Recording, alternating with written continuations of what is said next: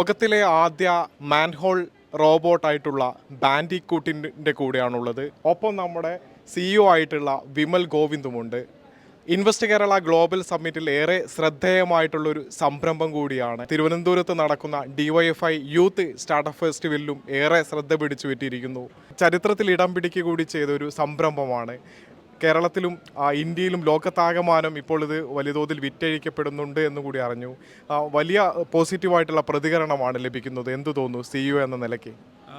Actually ഒരു company build ചെയ്തതിനേക്കാളും ഒരു social problem ഈ സ്പേസിലുള്ള സാനിറ്റേഷനിലെ ആളുകൾ ഇറങ്ങി ക്ലീൻ ചെയ്യുന്ന ഒരു സോഷ്യൽ പ്രോബ്ലം ഈ ഒരു പ്രോസസ്സിൻ്റെ ഭാഗമായി ഞങ്ങൾക്ക് എലിമിനേറ്റ് ചെയ്യാൻ കഴിഞ്ഞതാണ് വലിയൊരു കാഴ്ചപ്പാടായിട്ട് ഞങ്ങൾ ഈ ഒരു 7 ഇയേഴ്സിൽ കാണുന്നത്. ഇന്ത്യ മൊത്തത്തിലും ഇതിൻ്റെ അവയർനെസ് ഡ്രാസ്റ്റിക്കായിട്ട് ഇമ്പ്രൂവ് ആയിട്ടുണ്ട്. Manual scavenging, ending and technology use ചെയ്തിട്ട് അത് സോൾവ് ചെയ്യാൻ പറ്റുന്നുള്ളൊരു അവയർനെസ് ഇന്ത്യ മൊത്തം നല്ല രീതിയിൽ ഡെവലപ്പ് ആയിട്ടുണ്ട്. അതൊരു വലിയൊരു അച്ചീവ്മെൻ്റായിട്ട് ഞങ്ങൾ കാണുന്നു. നല്ല രീതിയിൽ ഈ ഒരു പ്രോസസ്സിൻ്റെ ഭാഗമായിട്ട് തന്നെ നമ്മൾ ചെയ്യുന്ന പല സ്ഥലങ്ങളിലും എക്സിസ്റ്റിംഗ് ആയിട്ടുള്ള വർക്കേഴ്സിനെ നമുക്ക് റീഹാബിലിറ്റ് ചെയ്യാനും ഈ ഒരു വഴി പറ്റിയിട്ടുണ്ട്. നമ്മുടെ തന്നെ പ്രോജക്റ്റിൻ്റെ ഭാഗമാക്കാനും ഒക്കെയുള്ള രീതിയിലുള്ള പ്രൊജക്റ്റുകൾ ഞങ്ങൾക്ക് ചെയ്യാൻ കഴിഞ്ഞു. അതൊക്കെയാണ് ഇതിൻ്റെ ഒരു ടെക്നോളജിയിലൊരു ഡിസ്റപ്ഷൻ മാത്രമല്ല, അതിലൂടെ തന്നെ ഒരു സോഷ്യൽ പ്രോബ്ലം നമ്മൾ സോൾവ് ചെയ്യുന്നു. അതിൻ്റെ ഭാഗമായി അതിൽ അഗെയിൻ എഫക്റ്റഡ് ആയിട്ടുള്ള ആളുകളെ ഇൻകോപ്പറേറ്റ് ചെയ്യുന്നു. ഇങ്ങനെ കുറേ കാര്യങ്ങളാണ് ഈ ഒരു പ്രൊജക്റ്റിലൂടെ ഞങ്ങൾക്ക് ചെയ്യാൻ പറ്റിയത്. ഞങ്ങളുടെ പല പ്രൊജക്റ്റുകളും ഇൻ്റർനാഷണലി ആൾസോ അക്സെപ്റ്റ് ചെയ്യാൻ തുടങ്ങി. ഇപ്പോൾ അത് കൂടുതൽ പല സ്ഥലങ്ങളിലേക്ക് എക്സ്പോർട്ട് ചെയ്യാനുള്ള സംഭവങ്ങളും ഇപ്പോൾ സ്റ്റാർട്ട് ചെയ്തിട്ടുണ്ട്. ഇതൊക്കെയാണ് ഇപ്പോൾ ഞങ്ങൾ ചെയ്തുകൊണ്ടിരിക്കുന്നത്. വളരെ എക്സൈറ്റഡ് ആണ്. ജെൻ റോബോട്ടിക്സിൻ്റെ ജേർണിയിൽ അഗെയിൻ ഡിസേബിലിറ്റി സെഗ്മെൻറ്റിലേക്ക് ഞങ്ങൾക്ക് G-Gator എന്നുള്ള മെഡിക്കൽ പ്രൊഡക്റ്റായിട്ട് ഇറങ്ങാൻ പറ്റി. അതും ഇപ്പോൾ വളരെയധികം ഡിസ്റപ്ഷൻ ഫിസിക്കൽ മെഡിസിൻ റീഹാബിലിറ്റേഷൻ നടത്തുന്നുണ്ട്. ന്യൂറോ റീഹാബിലിറ്റേഷൻ എന്നുള്ള രീതിയിൽ ഗേറ്റ് ട്രെയിനിങ് വളരെയധികം ഈ പ്രൊഡക്റ്റ് വഴി എഫിഷ്യൻ്റ്ലി ചെയ്യാൻ പറ്റുന്നുണ്ട്. അതുവഴി ഇപ്പോൾ കേരളത്തിൽ തന്നെ ഒരുപാട് ഹോസ്പിറ്റൽ ചെയിനിൽ അത് ഇൻസ്റ്റാൾ ആയിട്ടുണ്ട്, റോബോട്ടിക് റീഹാബിലിറ്റേഷൻ തെറാപ്പി. അതിപ്പോൾ സൗത്ത് ഇന്ത്യയിലെ പല സ്ഥലങ്ങളിൽ, ഇന്ത്യയിലെ തന്നെ വലിയ വലിയ ഹോസ്പിറ്റൽ ചെയിനിലേക്കും മാറിക്കൊണ്ടിരിക്കുകയാണ്, ഇൻസ്റ്റാൾ ചെയ്തുകൊണ്ടിരിക്കുകയാണ്. അടുത്ത വർഷം മുതൽ ആ രീതിയിലുള്ള ഡെവലപ്മെൻറ്റും ഈ ഒരു പ്രൊജക്റ്റിൽ ഉണ്ടായിക്കൊണ്ടിരിക്കും. സോ കണ്ടിന്യൂസ് ആയിട്ട് സോഷ്യലായിട്ടുള്ള പ്രശ്നങ്ങളെ റോബോട്ടിക്സ് AI യൂസ് ചെയ്ത് സോൾവ് ചെയ്യുക എന്നുള്ളതാണ് ജെൻ റോബോട്ടിക്സിൻ്റെ ഒരു ഓവറോൾ വിഷൻ. താങ്കളിപ്പോൾ പറഞ്ഞു ഈ മാൻഹോളിൽ ഇറങ്ങുന്ന ആളുകൾ എന്ന് പറയുന്നത് വലിയ ദുരനുഭവം നേരിടുന്ന ആളുകളാണ്. അത്രയ്ക്കും വൃത്തിഹീനമായിട്ടുള്ള ഓടകളിലും മറ്റുമൊക്കെയാണ് ഇറങ്ങുന്നത്. അങ്ങനെ ജോലി എടുക്കുന്നവരെ ഈ ഒരു ജെൻ റോബോട്ടിക്കായിട്ട് ബന്ധപ്പെട്ട ഏതൊക്കെ പ്രവർത്തനങ്ങളിലാണ്, മേഖലകളിലാണ് അവരെത്തിക്കാൻ കഴിഞ്ഞത്? ഓക്കെ, ഇതിൽ ഒന്നാമത്തെ ഏറ്റവും വലിയ ആക്ടിവിറ്റി ഞങ്ങൾ ചെയ്യുന്നത് എന്താണെന്ന് വെച്ചാൽ അവരെ ട്രെയിൻ ചെയ്ത് ഓപ്പറേറ്റർ ആക്കുക എന്നുള്ളതാണ്. 2, ഈ പ്രൊജക്റ്റിൻ്റെ ഭാഗമായിട്ടുള്ള തന്നെ സപ്പോർട്ടിങ് വർക്കുകൾ, ഞങ്ങളുടെ മെഷീൻസ് ഹാൻഡിൽ ചെയ്യാനുള്ള സപ്പോർട്ട്സുകൾ, സർവീസ് ആയിട്ടുള്ള പ്രോജക്റ്റുകൾ, ഇതൊക്കെ ഹാൻഡിൽ ചെയ്യാനാണ് ഡിഫറെൻ്റ് ആയിട്ടുള്ള രീതിയിൽ നമ്മൾ അവരെ കൊണ്ട് ചെയ്യിപ്പിക്കുന്നത്. ഇതുകൂടാതെ നമ്മുടെ തന്നെ ഒരു non profit side Gen Robotics Foundation എന്നുള്ള രീതിയിൽ ഇവർക്ക് വേണ്ട ട്രെയിനിങ്ങുകൾ കൊടുത്തതിന് ശേഷം അവരെ വേറെ പല ജോബ് ഓപ്പർച്യൂണിറ്റിയിലേക്ക് മാറ്റുകയോ കുറച്ചുകൂടി ഇൻഹ്യൂമൻ അല്ലാത്ത സേഫ് ആയിട്ടുള്ള മറ്റു ജോലികൾക്ക് മാറ്റുക എന്നതൊക്കെയാണ് ഞങ്ങൾ ഈ ഒരു പ്രൊജക്റ്റിൻ്റെ ഭാഗമായിട്ട് ചെയ്യുന്നത്. ഇപ്പോഴത്തെ ഒരു സിറ്റുവേഷൻ എന്ന് പറയുന്നത് ഇന്ത്യയിലെ എല്ലാ മുനിസിപ്പൽ കോർപ്പറേഷനും നല്ല രീതിയിലൊരു അവയർനെസ് ഉണ്ടായിട്ടുണ്ട്. ഈ ഒരു സിറ്റുവേഷൻ വെൽ റെക്കഗ്നൈസ്ഡ് ആണ്. അതുകൊണ്ട് തന്നെ ആളുകൾ ഇറങ്ങുന്ന സന്ദർഭം നല്ല രീതിയിൽ റെഡ്യൂസ് ആയിട്ടുണ്ട്. ഇനി അതിലൊരുപാട് അവയർനെസ് ബിൽഡ് ചെയ്യേണ്ട ആവശ്യകതയുണ്ട്. സുപ്രീം കോടതി തന്നെ അടുത്തിടെ ഇടപെട്ടിട്ടുണ്ട്. അതായത് സംസ്ഥാനങ്ങളിൽ നിന്ന് പൂർണ്ണമായിട്ടും ഇല്ലാതാക്കണം മാൻഹോളിൽ ഇറങ്ങുന്നത്, അത് സമ്പൂർണ്ണമായി നിരോധിച്ചു എന്നുള്ള റിപ്പോർട്ട് സമർപ്പിക്കാനും സുപ്രീം കോടതി ഇടപെട്ടിട്ടുണ്ട്. എത്രത്തോളം ആളുകളെ, മാൻഹോളിൽ ഇറങ്ങുന്ന ആളുകളെ നമുക്ക് പുനരധിവസിപ്പിക്കാൻ കഴിഞ്ഞു? ഏതൊക്കെ നാടുകളിൽ നിന്നുള്ള ആളുകളെയാണ് നമുക്ക് പുനരധിവസിപ്പിക്കാൻ കഴിഞ്ഞത്? ഇപ്പോൾ ഞങ്ങൾ ഓവറോൾ ഞങ്ങളുടെ ഒരു കണക്ക് വെച്ചിട്ട് ഒരു 4000-ഓളം പേരാണ് ഈ മൊത്തം പ്രോജക്റ്റിൽ നമ്മൾ റീഹാബിലിറ്റേഷൻ ട്രെയിനിങ്ങിലൂടെ പാസ്സാക്കി വിട്ടിട്ടുണ്ട്. അതിൽ ഒരുപാട് ആളുകൾ നമ്മുടെ പ്രോജക്റ്റിൻ്റെ ഭാഗമാണ്. ഇപ്പോൾ ഏകദേശം 300-ഓളം റോബോട്ട്സുകൾ പല സ്ഥലങ്ങളായിട്ട് റൺ ചെയ്യുന്നുണ്ട്. ഓരോ റോബോട്ടിനും 3 ആളുകൾ വീതെങ്കിലും ഓപ്പറേഷണൽ കാര്യങ്ങൾക്ക് വേണം. 900 പേരോളം അങ്ങനെ തന്നെ ഞങ്ങൾക്ക് അക്കോമഡേറ്റ് ചെയ്യാൻ ഈ പ്രോജക്റ്റിൻ്റെ ഡിഫറെൻറ്റ് ഭാഗങ്ങളായിട്ട് അത്രയും ഓപ്പർച്യൂണിറ്റി ഉണ്ടാക്കാൻ കഴിഞ്ഞിട്ടുണ്ട്. അതുകൂടാതെ തന്നെ ഫൗണ്ടേഷൻ ആക്ടിവിറ്റി വഴി ബാക്കിയുള്ള ആളുകളെ പല പുതിയ ജോലികളിലേക്കും കുറച്ചുകൂടി ബെറ്റർ ആയിട്ടുള്ള ജോലികളിലേക്ക് കൺവേർട്ട് ചെയ്തെടുക്കാനും പറ്റിയിട്ടുണ്ട്. അതാണ് ഇപ്പോഴത്തെ ഓവറോൾ ഒരു സ്റ്റാറ്റിസ്റ്റിക്സ്. ഇതിൻ്റെ ഒരു വിപണനം എത്രത്തോളമാണ് നടക്കുന്നത്? നഗരങ്ങളിൽ നിന്നും വലിയ വലിയ രാജ്യങ്ങളിൽ നിന്നൊക്കെ എത്രത്തോളം നമ്മളെ തേടി പിടിച്ച് എത്തുന്നുണ്ട് ഈ റോബോട്ട് വാങ്ങാൻ വേണ്ടിയിട്ട്? കേരളം തന്നെയാണ് ഒരു ഇനീഷ്യേറ്റീവ് എടുത്ത് ഇങ്ങനെ റോബോട്ടിക്സ് ഓട്ടോമേഷൻ ഈ രംഗത്ത് കൊണ്ടുവരാനുള്ള ഇനീഷ്യേഷൻ എടുത്തത്.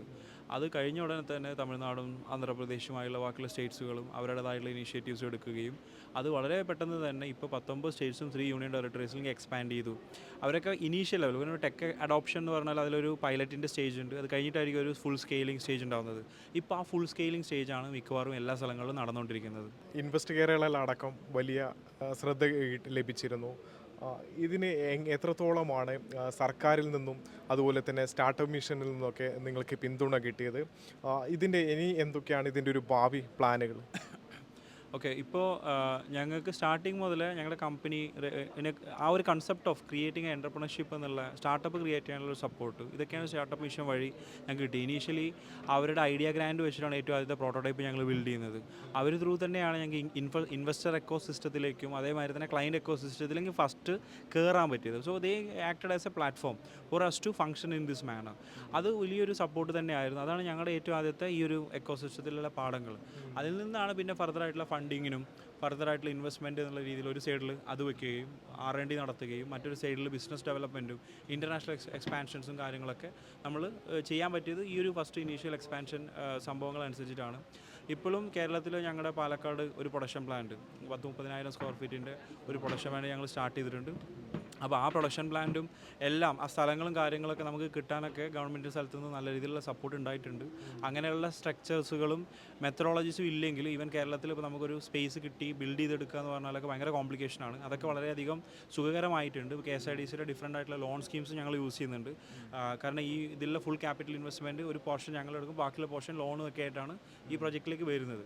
അപ്പോൾ അങ്ങനെയൊക്കെയാണ് ആ ബിൽഡിങ്ങും കാര്യങ്ങളൊക്കെ നമ്മൾ ബിൽഡ് ചെയ്തെടുക്കുന്നത്. കാരണം അതൊക്കെ ഇനിയുള്ള ഈ പ്രോജക്റ്റിൻ്റെ നെക്സ്റ്റ് സ്റ്റെപ്സിലേക്ക് പോകുമ്പോൾ വളരെയധികം ഇമ്പോർട്ടൻ്റ് ആയിട്ടുള്ള കാര്യമാണ്. തുടക്കകാലം മുതൽ ഇതുവരെ എത്രത്തോളം വിറ്റഴിഞ്ഞ് പോയിട്ടുണ്ട്? എത്ര പ്രോഡക്ട്സുകളാണ് ഒരു വർഷം ഇറക്കാറ്? അത് മുഴുവനായിട്ടും നിങ്ങൾക്ക് വിപണനം ചെയ്തു പോകാൻ കഴിയുന്നുണ്ട്? എങ്ങനെയാണ് കാര്യങ്ങൾ? ഇപ്പോൾ കഴിഞ്ഞ വർഷങ്ങളിൽ അറൗണ്ട് ഒരു 40 യൂണിറ്റ്സോളാണ് ഞങ്ങൾ പല പല സ്ഥലങ്ങളായിട്ട് ഇൻസ്റ്റാൾ ചെയ്തിരിക്കുന്നത്. ഈ വർഷം ഞങ്ങളുടെ ടാർഗറ്റ് ഒരു 100 crore റവന്യൂ റീച്ച് ചെയ്യുക എന്നുള്ളതാണ് ഈ വർഷത്തെ ടാർഗറ്റ്. അതനുസരിച്ചിട്ടുള്ള ഒരു വിപണനം ക്രിയേറ്റ് ചെയ്യുക. ഡൊമസ്റ്റിക് മാർക്കറ്റ് അല്ലാതെ ഇൻ്റർനാഷണൽ മാർക്കറ്റും ഇനി വരാൻ പോകുന്ന ഫിനാൻഷ്യൽ ഇയർ നമ്മുടെ ടാർഗറ്റാണ്. അറൗണ്ട് ഒരു 5ഓളം ഇൻ്റർനാഷണൽ മാർക്കറ്റുകൾ ഐഡൻറ്റിഫൈ ചെയ്ത് അവിടേക്ക് ഇത് കൂടുതൽ എക്സ്പാൻഡ് ചെയ്യുക, അവിടെ ചാനൽ പാർട്ട്ണർഷിപ്പും ഡീലേഴ്സ് നെറ്റ്വർക്കൊക്കെ ബിൽഡ് ചെയ്യുക എന്നുള്ളതൊക്കെയാണ് ഇനി വരാൻ പോകുന്ന ഒരു വർഷത്തെ ഞങ്ങളുടെ ഒരു പ്ലാൻ. നമ്മുടെ പ്രേക്ഷകർ നേരത്തെ ഇതിൻ്റെ ഒരു പ്രവർത്തനം മനസ്സിലാക്കിയിട്ടുണ്ട്. ഇതിനി സിഇഒയുടെ അടുത്ത് തന്നെ നമുക്ക് ഇതിൻ്റെ ഒരു പ്രവർത്തനം മനസ്സിലാക്കേണ്ടതുണ്ട്. ഒന്ന് കാണിച്ചു തരും. അതായത് ഇതാണ് ഇതിൻ്റെ യൂസർ ഇൻ്റർഫേസ്. ഇതുവഴിയാണ് ഒരു ഓപ്പറേറ്റർ നമ്മുടെ റോബോട്ടായിട്ട് കമ്മ്യൂണിക്കേറ്റ് ചെയ്യുക. അയാൾക്ക് 4 ലൈവ് ക്യാമറാസ് അവൈലബിൾ ആണ്. ഇത് ഈ ഇപ്പുറത്തെ സൈഡിൽ ഇവിടെ വന്നു കഴിഞ്ഞാൽ നിങ്ങൾക്ക് കാണാൻ പറ്റും. ഈ കാണുന്നതാണ് അതിൻ്റെ ഒരു റോബോട്ടിക് റോവർ യൂണിറ്റ്. ഈ റോവർ യൂണിറ്റാണ് മാൻഹോളിലേക്ക് പോകുന്നത്. ഇതിലാണ് ക്യാമറാസും ഇതിലാണ് ലെഗ് യൂണിറ്റ്സുകളും ഇതിൽ തന്നെയാണ് ആംസൊക്കെ ഉള്ളത്. ഈ ആംസും ലെഗ്സൊക്കെ വളരെ ഇമ്പോർട്ടൻ്റ് ആണ് മാൻഹോൾ ക്ലീനിങ്ങിൽ. മാൻഹോളിൽ മൂവ് ചെയ്യാൻ ലെഗ്സിൻ്റെ ആവശ്യകതയുണ്ട്. മാൻഹോളിലെ ഓരോ കോർണറിൽ നിന്നുള്ള വേസ്റ്റുകൾ, പ്ലാസ്റ്റിക് കവേഴ്സുകൾ, ഡിഫറെൻറ്റ് ടൈപ്പ് ഓഫ് മെറ്റീരിയലിനെ പുള്ള് ചെയ്യാനും ഷവൽ ചെയ്യാനൊക്കെ വേണ്ടിയിട്ടാണ് റോബോട്ടിക് ആമിൻ്റെ ആവശ്യകത ഉള്ളത്. ഫുൾ എക്സ്പാൻഷൻ എന്നുള്ള ഒരു സംഭവം ചെയ്താൽ അപ്പോൾ അതിൻ്റെ ലെഗ് മൊത്തം എക്സ്പാൻഡ് ആയി എന്നുള്ള രീതിയിൽ ഷവൽ ഓപ്പണിങ് എന്നുള്ള ഒരു സെറ്റപ്പ്. പിന്നെ അതുകൂടാണ്ട് slide in, slide out, arm out, അതിൻ്റെ ആമിൻ്റെ മൂവ്മെൻറ്റൊക്കെ നമുക്ക് ഈ ക്യാമറയിലും കാണാൻ പറ്റുന്നുണ്ട്. ഈ ക്യാമറയിലും ഈ ഒരു സിറ്റുവേഷൻസുകളും കാര്യങ്ങളും വെച്ചിട്ടാണ് നമ്മൾ എന്ത് ചെയ്യുന്നത്, ഈ ഡിഫറെൻറ്റ് ടൈപ്പായിട്ടുള്ള ക്ലീനിങ് ആക്ടിവിറ്റീസ് നമ്മൾ ചെയ്യുന്നത്. അപ്പോൾ ആ ഒരു ആക്ടിവിറ്റി ക്യാമറയും ഇതെല്ലാം കൂടി കോർഡിനേറ്റ് ചെയ്തിട്ടാണ് നമ്മൾ ഈ ആക്ടിവിറ്റി ചെയ്യുന്നത്. ഈ ക്യാമറ വാട്ടർ പ്രൂഫാണ്. ഡാർക്കായിട്ടുള്ള ഡേർട്ടി ആയിട്ടുള്ള എൻവയോൺമെൻറ്റിലും കാണുന്ന രീതിയിലാണ് അത് ഡിസൈൻ ചെയ്തിരിക്കുന്നത്. അതുകൂടാതെ ഇതിൽ കുറേ സേഫ്റ്റി ഫീച്ചേഴ്സുകളുണ്ട്. സേഫ്റ്റി ഫീച്ചേഴ്സുകൾ ഇവിടെ കാണാൻ പറ്റും ഈ സ്ക്രീനിൽ. അതിൽ ഈ പറഞ്ഞ മാതിരി നമ്മൾ ടോക്സിക് ഗ്യാസസിൻ്റെ പ്രസൻസും കാര്യങ്ങളും ഐഡൻറ്റിഫിക്കേഷൻ ഉണ്ട്. ഒരു ലിമിറ്റ് കൂടുതൽ ടോക്സിക് ഗ്യാസ് ഇപ്പോൾ ഈ അറ്റ്മോസ്ഫിയറിൽ ഉണ്ടാവുക തന്നെയാണെങ്കിൽ ഓപ്പറേറ്റർക്ക് ആ സേഫ്റ്റി കൊടുക്കുന്നുണ്ട്. അതുകൂടാതെ ഇത് ചെയ്തിരിക്കുന്നത് ഇത് കണ്ടു കഴിഞ്ഞാൽ തന്നെ അറിയാം, നമ്മുടെ ഒരു പിക്ചറുണ്ട് ആമിൻ്റെയൊക്കെ ഒരു ഫോട്ടോ. അപ്പോൾ ആ രീതിയിൽ വരുമ്പോൾ കളർഫുൾ ബട്ടൺസാണ് നമ്മൾ യൂസ് ചെയ്തിരിക്കുന്നത്. ഇത് വരുമ്പോൾ ഓട്ടോമാറ്റിക്കായിട്ട് ആമിൻ്റെ ഓപ്പറേഷൻസ് എന്താണെന്നുള്ള ഈ പിക്ചർ റെപ്രസെൻറ്റേഷൻ വഴി വളരെ എളുപ്പത്തിൽ മനസ്സിലാക്കാൻ പറ്റും. അപ്പോൾ ഇന്ത്യയിലുള്ള ഇപ്പോൾ ഡിഫറെൻ്റ് ആയിട്ടുള്ള ലാംഗ്വേജ് ആണെങ്കിലും ലാംഗ്വേജ് ബാരിയറും അവരുടെ ഒരു എഡ്യൂക്കേഷൻ ബാക്ക്ഗ്രൗണ്ടൊക്കെ ഈ സാനിറ്റേഷൻ വർക്കേഴ്സിന് കമ്പാരിറ്റീവ്ലി കുറവായിരിക്കും. അപ്പോൾ അവർക്കും പെട്ടെന്ന് മനസ്സിലാകുന്ന രീതിയിലാണ് ഈ ഒരു ഇൻ്റർഫേസ് ക്രിയേറ്റ് ചെയ്തിരിക്കുന്നത്. പിന്നെ ഇതിൽ തന്നെയുള്ള ഒരു ട്രെയിനിങ് പ്രോട്ടോക്കോൾ ഉണ്ട്. ട്രെയിനിങ് പ്രോട്ടോക്കോൾ ഈ ട്രെയിനിങ് പ്രോട്ടോക്കോളിൻ്റെ ഒരു പ്രത്യേകത എന്താ വെച്ചെങ്കിൽ ഈ യൂണിറ്റിൻ്റെ തന്നെ ഉള്ള എല്ലാ ഓപ്പറേഷണൽ ആയിട്ടുള്ള സംഭവങ്ങളും വിഷ്വലി ആൾക്കിവിടെ കാണാൻ പറ്റും. അപ്പോൾ അതാണ് ആ ട്രെയിനിങ് ഓപ്പറേറ്ററിൻ്റെ പ്രത്യേകത. അപ്പോൾ ഓരോ ബട്ടൺസ് എന്താ ചെയ്യുന്നതെന്നുള്ള വിഷ്വലി കാണാൻ പറ്റും. സോ ഈ ഒരു യൂണിറ്റുമ്പോൾ നിന്ന് തന്നെ ഇതെങ്ങനെയാണ് ഓപ്പറേറ്റ് ചെയ്യേണ്ടതെന്നുള്ള ഫുൾ ആക്ടിവിറ്റി നമുക്ക് ഒരാൾക്ക് പഠിപ്പിച്ചു കൊടുക്കാൻ പറ്റും. സോ ഇത് ഡിസൈൻ ചെയ്തിരിക്കുന്നത് തന്നെ സത്യം പറഞ്ഞാൽ ഒരു മാൻഹോൾ ആളിറങ്ങുന്ന പ്രോബ്ലം മാത്രം എൻഡ് ചെയ്യുന്ന മോഡലിൽ മാത്രമല്ല, കാരണം ഇതിൻ്റെ ഒരു പിക്ചറിക്കൽ റെപ്രസെൻറ്റേഷനാണ് ഉണ്ടാകുന്നത്. ഇപ്പോൾ നമ്മളിപ്പോൾ ഓരോ അടിക്കുമ്പോഴും അതെന്താ മീൻ ചെയ്യുന്നതെന്നുള്ളത് നമുക്ക് ഇങ്ങനെ ഓരോ ബട്ടൺ, ഇത് ഓരോ ഫിസിക്കൽ ബട്ടൺ അനുസരിച്ചുള്ള മീനിങ്സ് നമുക്കിവിടെ കിട്ടും. സോ ഈ ഒരു ആക്ടിവിറ്റി നമ്മൾ ഈ ഒരു ബട്ടൺ അമർത്തുമ്പോൾ അത് ഇന്നൊരു ആക്ടിവിറ്റിയാണ് ചെയ്യാവുന്നത് എന്നുള്ളത് നമുക്ക് പിക്ചറിക്കലി മനസ്സിലാക്കാനുള്ള ഒരു ഇതുണ്ട്. അപ്പോൾ ഇത് ഡിസൈൻ ചെയ്തിരിക്കുന്നത് തന്നെ മാൻഹോളിൽ ഇറങ്ങിയിട്ടുള്ള ആളുകളുടെ പ്രോബ്ലം മാറ്റുക എന്നുള്ള ഒരൊറ്റ ഒബ്ജക്റ്റീവ് കൊണ്ട് മാത്രമല്ല, ഇത് ഒരു എഡ്യൂക്കേഷൻ കുറഞ്ഞിട്ടുള്ള അല്ലെങ്കിൽ സാനിറ്റേഷനിൽ വർക്ക് ചെയ്യുന്ന ഒരാൾക്ക് അഡോപ്റ്റ് ചെയ്യാനും കൂടി വേണ്ടിയിട്ടുള്ള രീതിയിലാണ് ഇതിൻ്റെ എൻ്റയർ ഡിസൈനിങ് നമ്മൾ ചെയ്തിട്ടുള്ളത്. അതാണ് ഈ ഒരു ഡിവൈസിൻ്റെ ഒരു പ്രത്യേകത. അതിൻ്റെ തന്നെ ഒരു മിനി ആൻഡ് സസ്റ്റൈനബിൾ വെർഷനാണ് ബെൻഡിക്കോട്ട് മിനി എന്ന് പറയുന്നത്. കോസ്റ്റ് എഫിഷ്യൻറ്റുമാണ് കമ്പയർ ടു ഇതിനേക്കാളും അറൌണ്ട് 1/4 കോസ്റ്റ് റിഡക്ഷൻ കുറഞ്ഞിട്ടുള്ളൊരു മോഡലാണ്. ഈ ഒരു ഉപകരണം ഇറക്കിയതിന് ശേഷമാണോ ഇത് ഇറക്കിയത്? അങ്ങനെയാണോ? ഇതിപ്പോൾ റീസെൻ്റ്ലിയാണ് ഇറക്കിയത്. ഇതിൽ ഓട്ടോമാറ്റിക് ക്ലീനിങ് എന്ന് പറഞ്ഞുള്ള ഫീച്ചേഴ്സുകളൊക്കെ ഉണ്ട്. Just you press a button itself, robot will do the entire cleaning. ഇങ്ങനെ ബട്ടൺസ് ഒന്നും അമർത്തണ്ട, it will do everything by automatically. And ഇത് ബാറ്ററി പവേർഡ് ആണ്. ഇതിൽ സോളാർ ചാർജിങ് ടൈപ്പ് സാധനങ്ങളുണ്ട്. ഇതിൽ ഇലക്ട്രിസിറ്റി ഒന്നും വേറെ സെപ്പറേറ്റ് വേണ്ട, ഇത് തന്നെ സസ്റ്റൈനബിൾ ആയിട്ട് അത് ഓപ്പറേറ്റ് ചെയ്തോളും.